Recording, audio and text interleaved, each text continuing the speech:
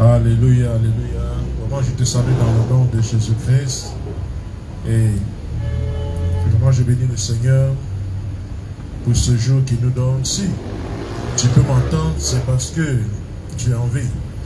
Voilà, pour ceux qui ne sont pas en vie ne peuvent pas entendre ce que je suis en train de dire ce soir. Vraiment que le Seigneur nous bénisse. Et ce soir, nous allons avoir un tout petit moment d'exhortation et après la prière. Mais avant cela, nous allons chanter, voilà. On va chanter avec moi si tu connais ce cantique. Juste ce petit cantique. Ô Seigneur, mon âme est tranquille auprès de toi. Tu es au moins une citadelle et jamais, mon Dieu, je ne serai humilié, car mon salut vient de toi, Seigneur. Je te bénirai de ma vie, je chanterai ton nom, car tu m'as sauvé de tous mes ennemis. Ô Seigneur, mon Dieu, merci. Je te bénirai de ma vie, je chanterai ton nom, car tu m'as sauvé de tous mes ennemis. Ô Seigneur, mon Dieu, merci. Donc bien aimé, comme je disais vraiment que toi qui me suis, que le Seigneur te bénisse, que le Seigneur étende sa main puissante sur ta vie. Nous allons prendre notre Bible dans le livre de Jean. Voilà, c'est une histoire que nous connaissons bien. Voilà, dans le livre de Jean, Jean chapitre 5, à partir du verset 1 que je lis ici. Après cela, il y eut une fête des Juifs et Jésus monta à Jérusalem. Or, à Jérusalem, près de la porte des brebis, il y avait une piscine qui s'appelle en hébreu Bethesda et qui a 5 portiques. Sous ces portiques étaient couchés en grand nombre des malades, des aveugles, des boiteux, des paralytiques qui attendaient le mouvement de l'eau. Car un ange descendait de temps en temps dans la piscine et agitait l'eau, et celui qui descendait le premier après que l'eau avait été agitée était guéri, quelle que fût sa maladie. Là se trouvait un homme malade depuis 38 ans. Jésus l'ayant vu coucher et sachant qu'il était malade depuis longtemps lui dit: veux-tu être guéri? Le malade lui répondit: Seigneur, je n'ai personne pour me jeter dans la piscine quand l'eau est agitée. Et pendant que j'y vais, un autre descend avant moi. Lève-toi, lui dit Jésus, prends ton lit et marche. Alléluia. Ouais, ici c'est la rencontre d'un monsieur, et la Bible nous a parlé ici d'un homme, un monsieur malade depuis 38 ans, et de Jésus-Christ. Ce monsieur qui était malade était à un lieu où il y avait une piscine, et ce lieu c'était vraiment c'était Bethesda, qui se trouvait à Jérusalem. La piscine même portait le nom de Bethesda, et c'était à Jérusalem. Et la Bible nous dit que cet homme était malade depuis 38 ans. C'est terrible quand même, hein? 38 ans. Quand nous voyons Jésus-Christ de sa naissance jusqu'à sa mort, c'est autour de Jésus-Christ, depuis sa naissance jusqu'à sa mort, a vécu autour de 33 ans. Mais le monsieur était malade depuis 38 ans. Voilà, depuis 38 ans. Mais Jésus-Christ a vécu autour de 33 ans. Et donc, avant même que Jésus ne naisse, ce monsieur était déjà malade. Waouh!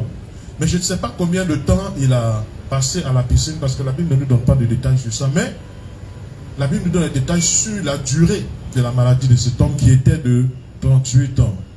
Et c'est là que le monsieur va faire la rencontre de Jésus-Christ. Mais lorsque Jésus-Christ vient, Jésus demande à cet homme qui était couché malade depuis 38 ans, veux-tu être guéri? Nous allons reprendre ici au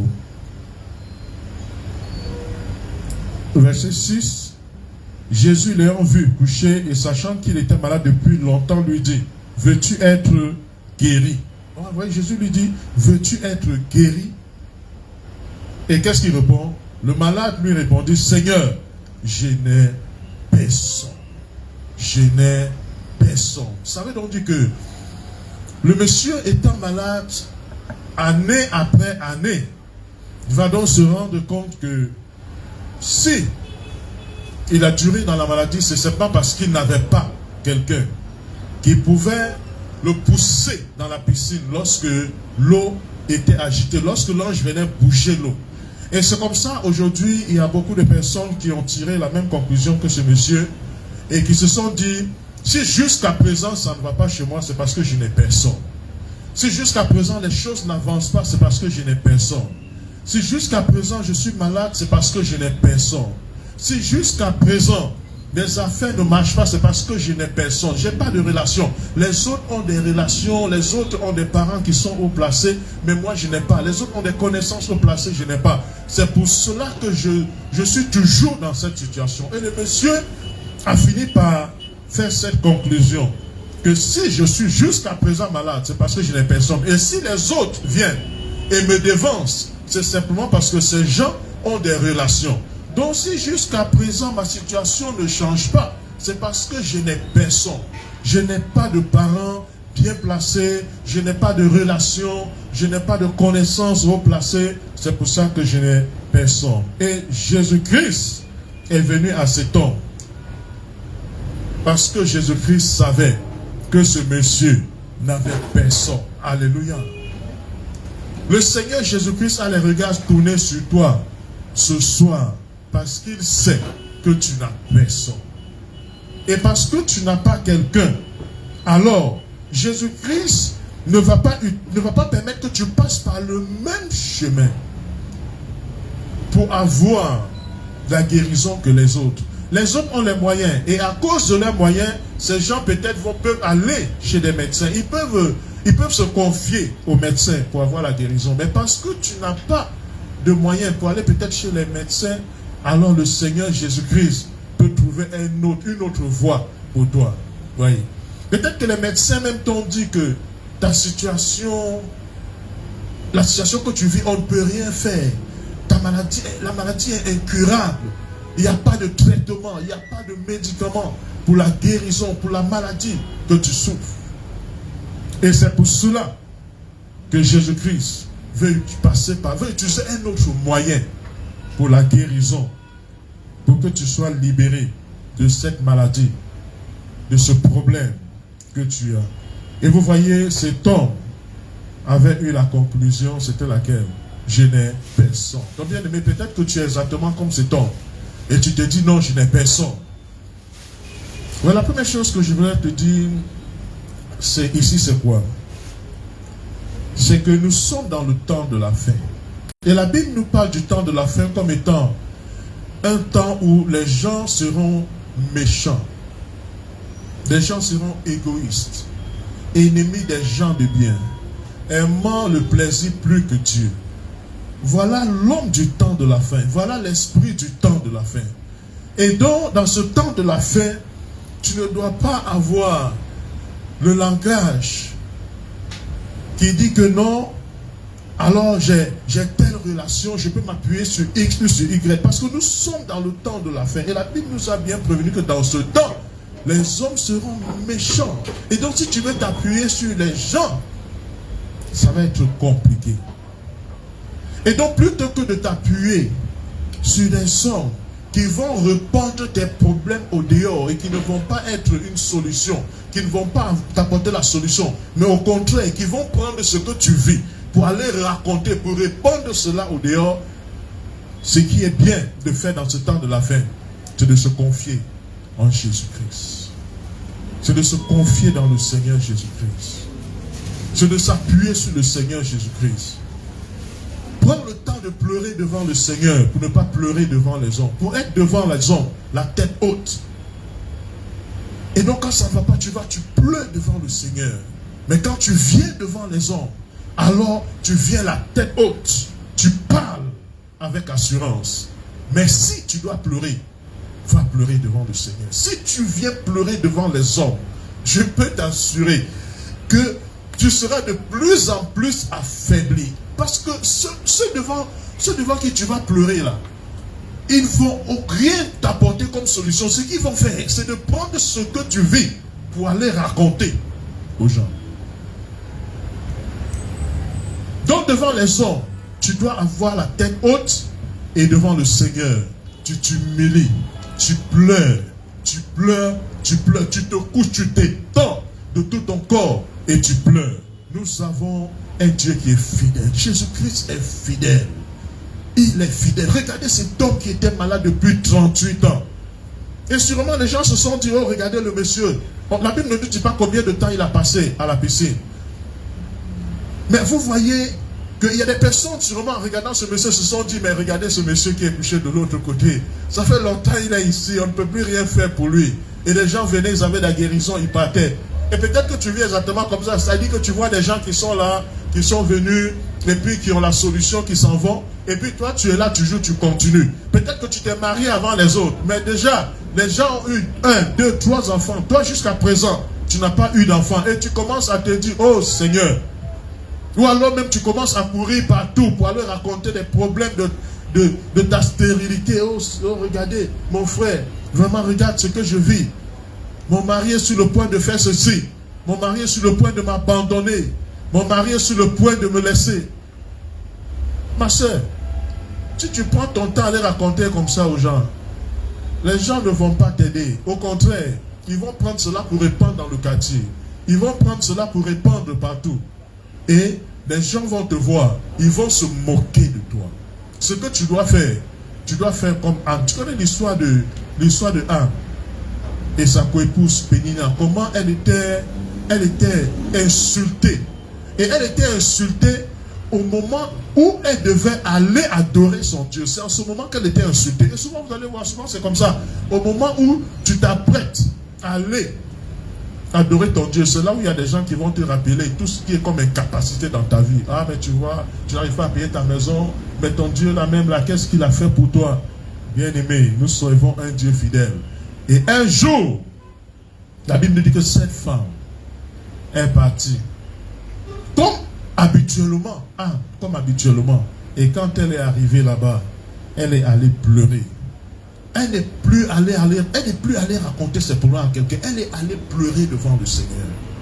Et ce jour, sa situation a changé. C'est comme ça. Et vous voyez cet homme qui était là. Il dit, je n'ai personne. Et qu'est-ce que Jésus-Christ va dire à cet homme? Il dit, prends ton lit. Il a juste fallu qu'il y ait une rencontre entre cet homme et le Seigneur Jésus-Christ. Il faut simplement qu'il y ait une rencontre entre Jésus-Christ et ta situation. Entre Jésus-Christ et toi. S'il y a une rencontre, alors les choses vont changer. C'est pour cela que la prière est une âme efficace que le Seigneur nous a donnée. Je bénis le Seigneur parce que vraiment le Seigneur m'a donné de comprendre cela. C'est à un autre niveau. Par un homme de Dieu, un ami, un homme de Dieu, le pasteur de Jérusalem, m'a donné de comprendre l'importance, la puissance de la prière. La puissance de la prière. Et vous voyez cet homme qui était là à la piscine depuis depuis longtemps, il y a eu un jour une rencontre avec le Seigneur. Et il a étalé ses problèmes devant le Seigneur. Il dit, Seigneur, je n'ai personne. Alors il était en train de dire, Seigneur, si tu ne viens pas comme cette personne qui peut être le secours pour moi, je vais continuer de rester dans la situation. Et voilà que Jésus-Christ a dit à cet homme, prends ton lit et marche. Et vous voyez, il disait quoi? Il disait, je n'ai personne. Mais ce jour, Jésus lui a dit, peut-être que tu n'as pas un homme avec toi, mais tu as ton lit avec toi. Donc, le lit qui est avec toi, le lit qui t'a soutenu pendant longtemps, là, prends ce lit et puis commence à marcher. Bien-aimé, c'est ce que le Seigneur Jésus-Christ va faire dans ta vie. C'est ce que le Seigneur Jésus-Christ veut faire dans ta vie. Et ce soir aussi, il te dit, lève-toi et avance. Bien-aimé, sache que personne ne peut t'arrêter. Personne ne peut te stopper. À un certain moment, tu peux croire que tu as été stoppé. Tu peux penser que tu as été arrêté. Non, bien-aimé, confie-toi dans le Seigneur. Pleure devant le Seigneur. Humilie-toi devant le Seigneur. Appuie-toi sur le Seigneur. Et tu verras sa puissante main agir dans ta vie. Bien-aimé. Donc ce soir, nous allons parler à notre Seigneur. Peut-être que longtemps tu t'es dit comme cet homme, je n'ai personne. Mais ce soir, je veux que tu comprennes que tu as quelqu'un. Quel que soit ce que tu vis, quelles que soient les difficultés par lesquelles tu traverses, quelle que soit l'humiliation. Peut-être que avant tu expliquais tes problèmes aux gens et les gens prenaient cela pour t'humilier. Mais ce soir, nous allons parler au Seigneur. Je veux que tu parles au Seigneur Jésus-Christ. De la même façon que le Seigneur est venu à cet homme et que le Seigneur a trouvé un autre moyen. Parle à Dieu ce soir. Dis au Seigneur de trouver un autre moyen pour toi. En ce temps, les gens se jetaient dans la piscine pour avoir la guérison. Mais cet homme, s'il devait attendre la piscine, il devait attendre que l'eau remue pour lui. Ça n'allait jamais arriver. Bien-aimé, ce soir, il faut que le Seigneur trouve un autre moyen pour intervenir dans ta vie. Peut-être que les autres ont des relations et c'est par là que les gens ont la solution à leurs problèmes. Mais peut-être que tu as attendu pendant longtemps. Tu te rends compte finalement qu'il n'y a pas de relation. Ce soir, je veux que tu cries devant le Seigneur, que tu parles devant le Seigneur, que tu pleures devant Dieu, que tu dis, Seigneur, je n'ai personne. Les autres ont des relations, les autres ont des amis, les autres ont des parents, les autres ont des frères. Mais Seigneur, je n'ai que toi. Tout le monde m'a laissé, tout le monde m'a abandonné. Je ne peux plus m'appuyer sur quelqu'un. Seigneur, je veux m'appuyer sur toi et sur toi seul. Viens à mon secours, Seigneur. Viens à mon secours. Seigneur, interviens dans ma vie. Interviens dans ma maison. Interviens dans mon foyer. Seigneur, regarde mon mari, il est sur le point de me chasser. Il est sur le point de m'abandonner. Parce que jusqu'à présent, je n'ai pas enfanté. Seigneur, viens à mon secours. Trouve un autre moyen, Seigneur. Je sais, Éternel, que tes bontés se renouvellent tous les jours. Rien n'est impossible à toi, Seigneur. Touche, Seigneur, à ma vie. Interviens, Seigneur, dans ma vie. Glorifie-toi dans ma vie, Seigneur. Agis puissamment. Parle à Dieu. Là où tu es, si tu es malade, je veux que tu poses la main. Là où il y a la maladie ce soir. Dis, Seigneur, voilà mes mains que j'ai posées. Mais je prie, Père, que ces mains ne soient plus mes mains, mais que cela devienne tes mains et que la maladie disparaisse maintenant. Au nom de Jésus, tu es le Dieu qui guérit, Seigneur. Tu es le médecin des médecins. Commence à parler à Dieu. Dis, Seigneur, que ton sang qui est répandu à Golgotha, que ton sang, Papa, parle à la place de mon sang. La Bible dit que le sang de Jésus-Christ parle mieux que le sang d'Abel. Le sang de Jésus-Christ parle mieux que ton sang. Que le sang de Jésus-Christ parle pour toi ce soir. Que le sang de Jésus-Christ parle à la place de ton sang. Que le sang de Jésus commence à crier victoire à la place de ton sang. Que le sang de Jésus commence à crier élévation. Commence à crier santé. Si pendant longtemps ton sang criait maladie, que le sang de Jésus commence à crier guérison. Commence à crier élévation. Commence à crier miracle pour toi. Parle à Dieu ce soir. Et pose les mains là où tu as mal. Et déclare la guérison. On donne que la maladie disparaisse maintenant. Et que la guérison paraisse. Au nom de Jésus-Christ. Père, nous te bénissons. Nous te célébrons. Tous ceux qui vont regarder, Seigneur, cette vidéo, qu'il soit touché, Seigneur, par la même grâce, qu'il soit touché par la grâce de la guérison, par la grâce de la restauration, et que rien, Seigneur, ne soit plus impossible dans la vie. Merci, Papa, parce que tu l'as fait. Que ton nom soit béni, que ton nom soit guéri, que ton nom soit célébré, oh non, que ton nom soit célébré, que ton nom soit magnifié. Merci, Seigneur. Ce soir, tu es guéri. Ce soir, tu es restauré. Ce soir, tu es délivré. Ce soir, tu es régénéré. Bien-aimé, que ton nom soit béni, Seigneur. Merci, Papa, parce que tu l'as fait. Au nom de Jésus, nous avons prié. Amen.